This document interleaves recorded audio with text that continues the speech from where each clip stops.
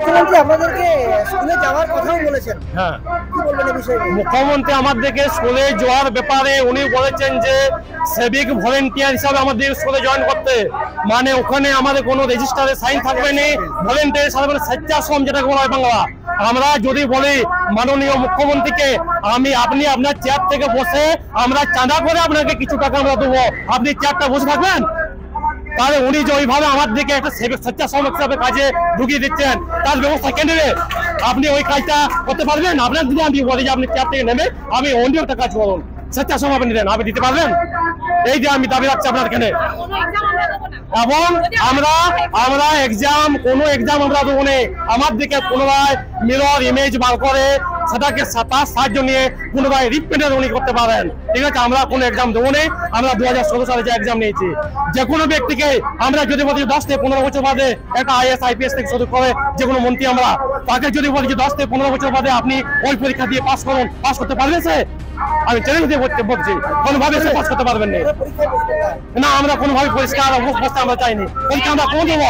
আমরা অনেকবার যোগ্যতার প্রমাণ দিয়েছি, আমরা আর কোনো প্রমাণ দিতে পারিনি।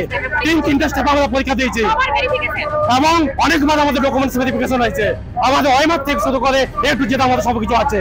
এবং ভারতবর্ষের ইতিহাসে এই পশ্চিমবাংলাতে এমন কোনো একটা পরীক্ষা হয়নি যেখানে আমাদের ওয়েবসাইট করলে কে ইন্টারভিউ কত পাইছে, কে রিটেনে কত পাইছে, তার একাডেমিক স্কোর কত, তার কত কোয়ালিফিকেশন কত, সব কিছু চোখের জলে পরিষ্কার হয়ে যাবে, সবাই দেখতে পাবে যে কোনো ব্যক্তি ওয়েবসাইট করলে। যদি আপনাদের চাকরি পুনর্বহাল না হয় সেক্ষেত্রে আপনারা কি করবেন? পুনর্বহাল যদি না হয় আমরা স্বেচ্ছা মৃত্যু করবো এবং চরমপন্থী আন্দোলনে আমরা ডাক দেবো। হুঁশিয়ার দিলাম, এই পশ্চিমবাংলার বুকে প্রত্যেকটা মাস্টার একটা মাস্টার হবে, মাস্টার যশোর। আমরা ছেড়ে কথা বলবো না, যদি মরতে হয় আমরা শেষ দিকে যাবো এবং মেরে মরবো। আমরা মেরে মরবো, একটা নয় একাধিক। আমরা মাস্টার একটা মাস্টার হবে, একটা মাস্টার।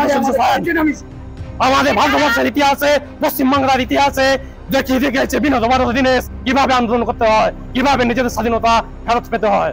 আমরা সেই স্বাধীনভাবে আমরা ভারতবর্ষে বাস করছি, আমরা কোনোভাবেই ছাড়বো না। আমরা চরমপন্থী আন্দোলনে ডাক দেবো।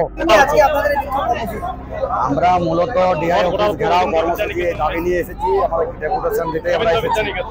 কিন্তু এটা গেটের অবস্থা যে আমরা গেট তো খুলছে না, কারণ পুলিশের সাথে পুলিশ মন্ত্রী উনি, আর পুলিশের সাথে যোগ সাজস করে এই কাজটা করছেন উনি। হ্যাঁ, আজকে শিক্ষক সমাজকে রাস্তায় নামিয়েছেন, সেটা তো বুঝতে পারছি অপদার্থ মুখ্যমন্ত্রীর জন্য এটা হচ্ছে। অপদার্থ মুখ্যমন্ত্রী আজ রাস্তায় আমাদেরকে নামতে হয়েছে। এখানে যে সমস্ত মাস্টারমশাই আছেন তারা কোনো না কোনো স্কুলের ফার্স্ট সেকেন্ড থার্ড পজিশনে পাওয়ার ছাত্রছাত্রীরা আমার এখানে 100 জন পরিচিত আছে, আমি প্রমাণ করে দেবো। এদেরকে আজকে আমাকে রাস্তায় বসতে হয়েছে, এর কারণ কি? এই অপদার্থ মুখ্যমন্ত্রীর জন্য। মিরর ইমেজ যদি ওনার কাছে আমি ধরে নিচ্ছি মিরর ইমেজ উনি নষ্ট করেছেন বা লুকিয়ে রেখেছেন, খুঁজছেন না, কিন্তু সিবিআই এর তথ্যের ভিত্তিতে আজকে তো অযোগ্যরা প্রমাণিত হয়েছে যে এরা অযোগ্য। সেই সিবিআই তথ্যের ভিত্তিতেও তো যাচাই করে দেখা যেতে পারে যে এরা যোগ্য, সেটা কিনা ওয়েবসাইটে লোড করছেন না উনি। সিবিআই এর রিপোর্টটা তো প্রাধান্য দিতে পারেন। আজকে তাহলে তো আমাদের রাস্তায় নামতে হতো না। মুখ্যমন্ত্রী আপনাদেরকে স্কুলে ফিরে যাওয়ার কথা বলেছে, স্কুলে যাওয়ার এইভাবে কি ফিরে যাওয়া যায়? এটা কোনো আশ্বাস দিয়ে মানুষ ফিরে যায়? আজকে একজনকে নিমন্ত্রণ করলে সে কার না দিলে সে যাবে না। আমরা কিসের অর্ডারের ভিত্তিতে স্কুলে যাবো? মুখের কথায় যাবো? এলো কাজকর্ম একটা মুখ্যমন্ত্রীর, অপদার্থ মুখ্যমন্ত্রী। আজকে মূলত ডিআই কি জানার জন্য এসেছে? ডিআইকে মূলত আমরা সেই বিষয়ে ডেপুটেশন নিয়ে গেছি, আমাদের যোগ্যদের লিস্ট প্রকাশ করতে হবে, এইটার দাবিতে আমরা এসেছি।